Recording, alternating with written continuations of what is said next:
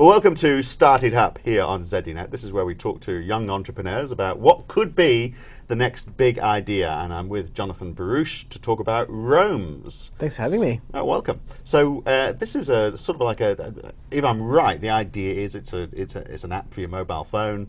You're going about and it's basically suggesting interesting places to see or interesting things to do. You didn't really need me. You explained there we it are. brilliantly. Look, that's the consumer-facing proposition. I suppose what we've built is a big data platform that curates social content to show people what's going on around them. So the first product we launched to the market was for consumers, so you can download the mobile app for iPhone or Android. But I suppose the bigger play for us is we're getting really interesting analytics and data from the social networks about things that are happening. So that's interesting for businesses who want to see what people are talking about in their stores. It's interesting for consumers because you want to know if a band's playing it, up in the park, or there's something going on at the local, shopping mall. And sort of sitting in between those two sides is sort of where Roamz sits, helping consumers and helping merchants. Right. Okay. Now you've got me totally confused because I thought it was a simple proposition, and now we're talking analytics. So let's look at the consumer side of it first of all. Then, so I'm in a neighbourhood. Somebody's suggested something that might be of interest. So you're in a neighbourhood, you open up Roamz, or maybe you don't even open up Roamz, and we send you a notification about something going on nearby. Right. And what we're using is the longitude and latitude from your phone to search for content in the local area. So public content from Instagram and Twitter and Facebook and Foursquare that people are freely and willingly sharing on the social web about things that are happening. So people share content every day. Right. So on the weekend here in Sydney at Bondi Beach there was a kite festival, one of the bigger festivals in Sydney. There was thousands of kites, and as you'd imagine there was tens of thousands of photos of the kites because people were sharing it on Twitter and on Facebook and on Foursquare. You could have been 200 metres away from the beach and not known that the kite festival was going on. Unless you looked in the sky. Well, potentially, or you had glasses on, right? Let's say you were inside, a few hundred metres away from the beach. Right. Yeah. You tend to miss out on these things, but people talk about them on the social web. So it's specifically events then. It's not, this is a great cafe that you're close to. This is something that's happening here and now, and lots of people are engaged in social networking talking about it right now. Well, it's both, because if you've just gone to a cafe and you've taken a photo of a coffee and you've tweeted that out to your friends and said, like I just did before the show downstairs, just discovered a really great cafe and I took some photos.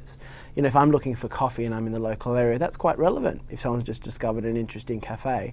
Now, I might not know that person and I might not have ever been exposed to that content, but with a platform like Roamz, we sort of curate the intelligent content to surface interesting things nearby. No. So it is fresh, it is real time, it's about stuff that's happening, but in the context of events or businesses or places that are interesting. Now, aren't Google sort of heading in this direction a little bit as well? I mean, Google Maps, we can assume that they're just going to expand and try and add more to that. And I know very recently Google's enabled you to start putting your own places and your own content onto Google Maps, so it's discoverable by other people. So, I mean, you've got some pretty fierce competition here, haven't you? Yeah, but look, I think the market is big enough for a number of players, firstly. And I think our take on location is quite different. So we're adding value to consumers is that we've built a platform that looks at data very, very quickly, and it's from social sources that Google typically isn't accessing, things like Twitter, like Instagram, like Foursquare, and they'd find it quite challenging, I think, to munge up that data, even if they were able to get access to it. But when you look at location, that's where a lot of the really fresh, interesting content is now residing. It's not necessarily on ratings review sites, it's on the social media where people are talking about businesses, places, things that are happening. So a lot of people are going to try and play in the space, and a lot of people are playing in the space. I think the technology we're building is quite unique, and we've already had about 150,000 downloads of the application, and we're getting really good feedback. So it's early days, but it's encouraging. Yeah. So, and you're crunching the data. So, are you recommending things to me that are from people like me, which I mean, very hard to find anyone like me, obviously, but it's sort of like people who behave like you like this, therefore you'll probably like this sort of thing? I think that's definitely where we're heading. I mean, what we've got in the app, you can fire up Roamz and you can start looking at things that we're recommending based on a number of signals from the local area. So in the Kite Festival example, we might have seen a whole abundance of chatter about the festival, so we're surfacing the content. Or you can punch in sushi or coffee or bars, and then we'll run queries and show you sort of the conversations around those terms.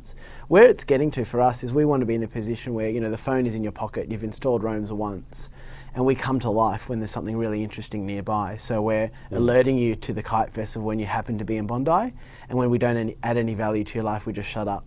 So how do you hit scale with this? Because there's a danger, isn't there, that if you, I mean, 150,000 is a good start, but 150,000 spread over the world is not a lot, and so you could find that it's just not telling you anything because there's just not enough people to provide the data for you. We don't actually need users to provide the data. We've got feeds from Foursquare and from the Twitter Firehose and from Instagram and from Facebook.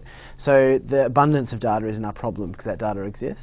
But obviously, as you have social connections and people can share content, and you can also see things that your friends are discovering, that becomes really powerful. But for us, we're trying to solve the first problem, which is there's a lot of data on social. In the context of what's near me, how do I find things out? Right. Obvious question, how do you make money out of this? Everyone asks that.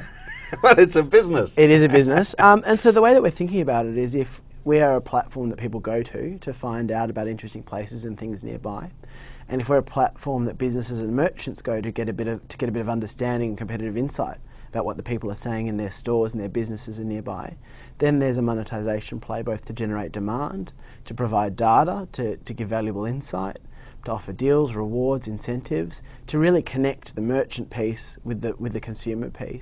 And I don't think the reality is anybody in local has really figured it out yet, even sort of Google. People are still learning and making mistakes. I think that's why it's so exciting for startups, because there's hundreds of different models and everyone's sort of trying things and learning from their mistakes and pushing forward. Right, so you've not got a specific revenue stream as such yet then? We do, and we've got partners like Dimix, and we've got partners like Threadbow on board. We did a pilot with The Voice on Channel 9. So we've got a number of commercial partners. For them, they want to reach local audiences with their messages and get them excited about what they're doing. So Dimix, for example, a book chain across Asia, they might have Danny Minogue rocking up to sign books in one of their stores, which happened. How do they tell a local audience about that event or that something's happening in their store? They don't have many tools available for them to do it. I mean, if they tweet it, it goes to the world. If they add it to Facebook, it goes to all their followers. How do they just let the people know within a couple of kilometres from one of their stores that something cool's about to happen? And that's a challenge for them, and that's the problem that we're solving for them. Yeah, the geography is very powerful, isn't it? We really only want to know what's happening close to us. Because you don't care if something's happening in Darwin. I mean, the people over there do, but I'm not going to jump on a plane because Danny Minogue is going to sign a book at Dimix in Darwin. No, I might jump on a plane to get out of Darwin, perhaps. Look, people can now vote on this. That's part of this idea. I've started up. We have just underneath the video on ZDNet the opportunity for people to say whether they think it's a good idea or not, and whether it's going to succeed or not. Even better if they could download it from the App Store or from Google Play before they vote on it, so we can show them that it's really cool, and it's free, of course. Well, we'll leave that up to them, but appreciate your time. Thanks for having me.